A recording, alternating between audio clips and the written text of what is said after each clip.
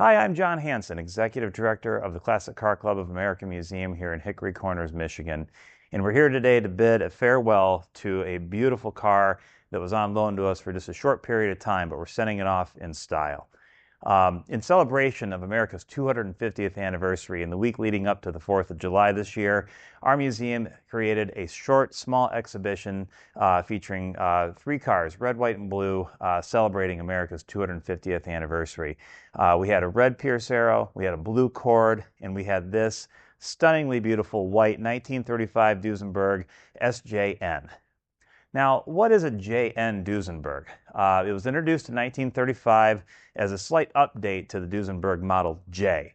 What the JN got you were smaller wheels. They went from the original 19-inch down to 17-inch wheels, skirted front fenders, and a revised chassis that lowered the overall ride height just a little bit, made the Duesenberg just that much more sporty.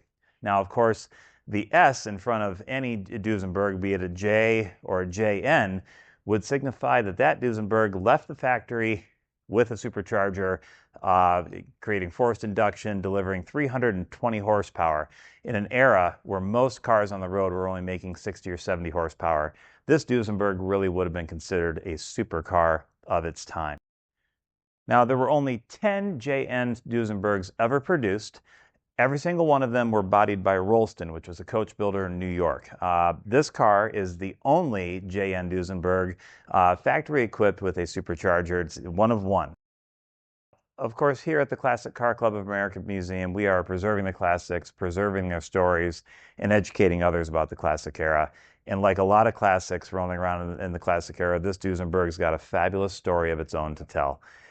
This car was purchased new by the Noble family in 1935, and they owned this car for 60 years, except for a brief period of time in the 1940s when the vehicle was stolen from a service center in New England. The vehicle was hot-wired, and the gentleman that took it for a little joyride, couldn't handle the 320 horsepower and actually lost control of the vehicle, and as the story goes, put the car in a ditch. The vehicle does have a little remembrance of that incident.